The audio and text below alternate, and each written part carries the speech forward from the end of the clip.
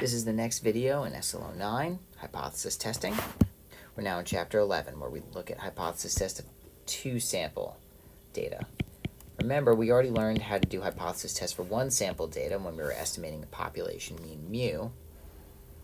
And now we're going to learn how to do hypothesis tests for two sample data when we're estimating the difference between two population means.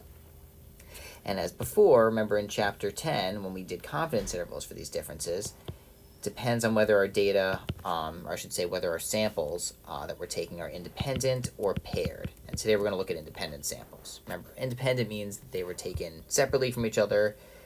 They have nothing to do with each other. They might even have different sample sizes. Well, here's the procedure we're going to use. First, we're going to state the null hypothesis, which is that mu1 minus mu2 equals 0. Note that that's equivalent to saying that mu1 equals mu2. And then the alternate hypothesis, which is that mu1 minus mu2 does not equal 0, or equivalently that mu1 does not equal mu2. You also could have the alternate hypothesis that mu1 minus mu2 is less than 0, which is to say that mu1 is less than mu2. Or you could have that mu1 minus mu2 is greater than 0. Or that mu1 is greater than mu2, right? Any of this phrasing is fine. Just be consistent, whatever you do. All right, now what we're going to do is first, as before, we're going to find the critical value.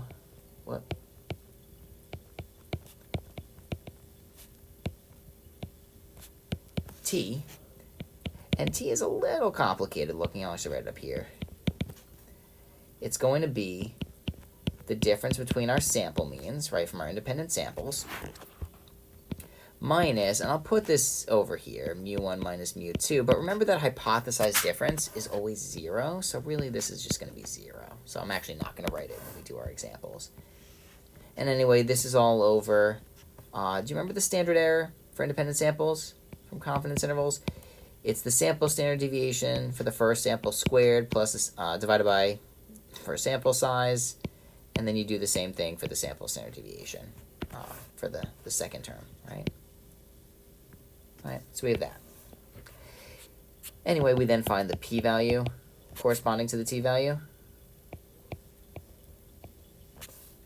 And remember that the degrees of freedom in this case is just the minimum between n1 minus 1 and n2 minus 1. Remember, technically, that's a bit of a simplification, but it's what we typically use. Just try to make that a little bit. Okay. Anyway, we determine our level of significance, alpha, but that's the probability of a type 1 error. And then if p is less than or equal to alpha, then we reject the null hypothesis. And when we do that, our results, I didn't say this last time, I should have, but our results are statistically significant.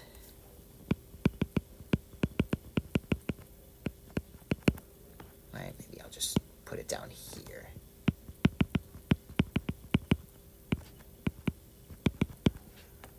Right, and then of course if p is greater than alpha, then we fail to reject the null hypothesis, right? And then our results are not statistically significant. Okay, and if necessary, state a conclusion in words. Right, so this is pretty similar to what we did last time. It's just that the formula for T is a little bit different. Now, again, practicality, we're just going to be doing this in Minitab, right?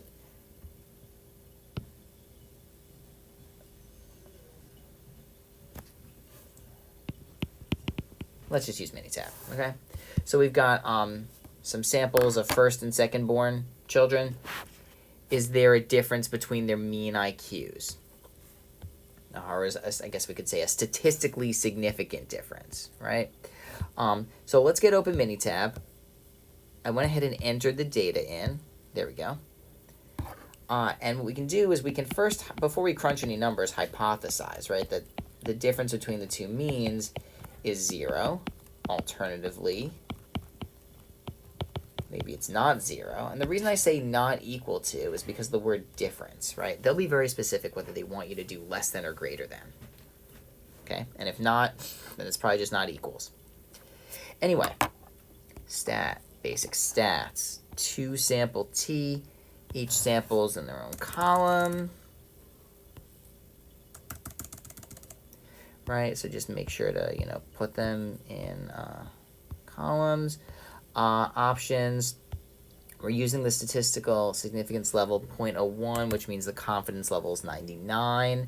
Make sure your hypothesized different and alternate hypotheses are set appropriately.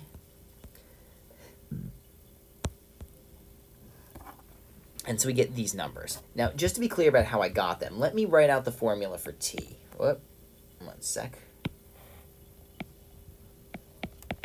T is going to equal the difference between the two means, right, which is going to wind up being 101.5 minus 102.4. Right, this is just the Minitab data. Again, minus 0, right, minus 0. But then divided by the square root of first standard deviation squared over 10 plus second standard deviation squared over 10. Right, and that winds up being negative 0.17. And you could just enter this in a calculator and get the exact same thing, just to let you know.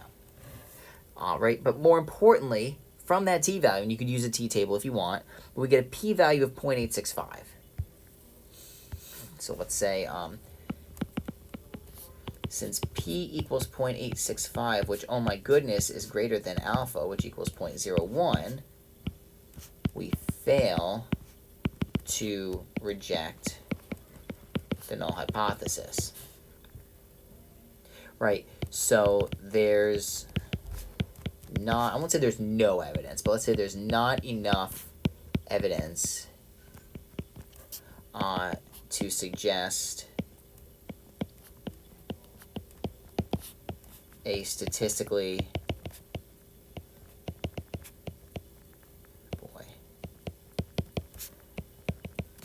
goodness, sorry, my hand's dying. A statistically significant difference in IQ between firstborn and secondborn children. Right? All right. So that's what we've got for there. All right, now regarding this one, do we remember that we online and paper testing, we already looked at this one, right? And in fact, we had found that the sample mean for the first one was 68.4. The second sample mean was 71.3.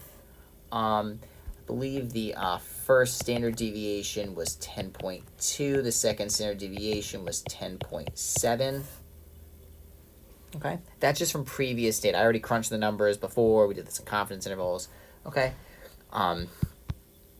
so can we conclude there's a difference? Now remember before we did a confidence interval, right? We found that the difference of 0 was in the confidence interval, right? So if we hypothesize, right, that no, there is no difference, that's mu1 minus mu2 equals 0, the alternate hypothesis is that, well, no, it's not 0. There we go. Right. And again, where am I getting not equals from? I'm getting it from the word difference. Okay.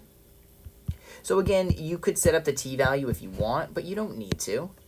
We'll just say, whoop. Using Minitab,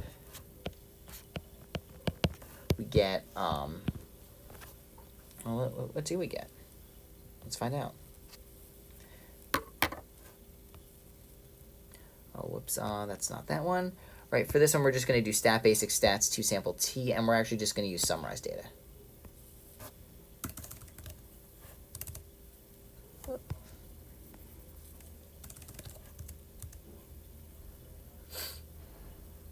There we go. And I think we're looking pretty good. All right? And that's our t-value. Again, note that the degrees of freedom is not just 34, right? It's 67, right? So Minitab is being a little more precise than the method given in the book, right? Anyway, the p-value is going to be, I guess I'll just write down the t-value, right? But it's going to be t equals negative 1.16, and p is going to equal 0.25. Okay? Right? And so, based on that, we'll say since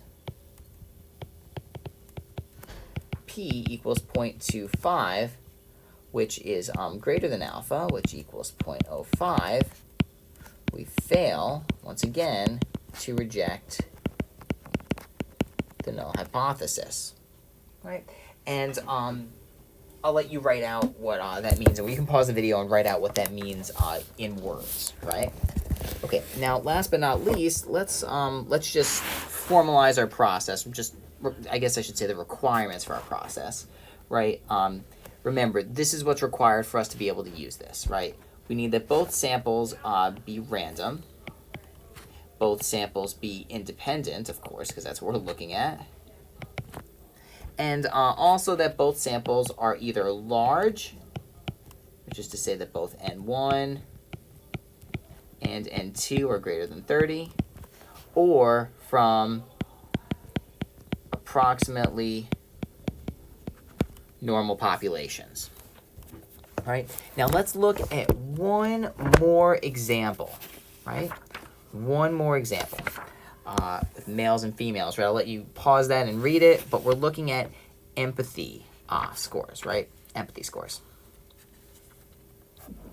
Okay, and so what we do is we go ahead and we enter the data into Minitab. I've already done that right here. And the question is there a difference in mean empathy between men and women? So let's go ahead and hypothesize away.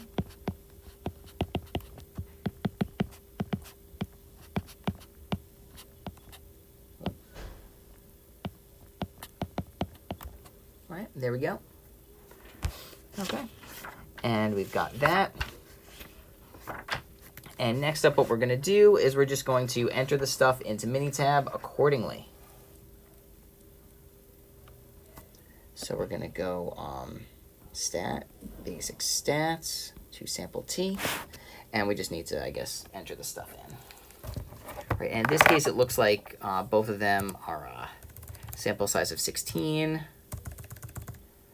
Oh, actually, what am I doing? I'm so sorry. I don't need to do any of this nonsense. To sample t. I already wrote this in. Sample is in its own column. Males is here. Females is there. Options, make sure that we're using the 95% confidence level. Okay. And then we do that, and then we do that. Okay. Now, note that in this case, we get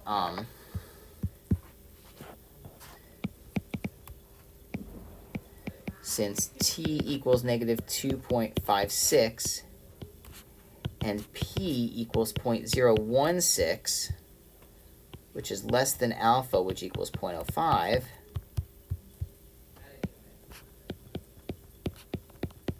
we reject the null hypothesis. So I'll give you a sec to write what that means. I'll just say it, but you can write it. It means that there is a statistically significant difference between male and female empathy levels.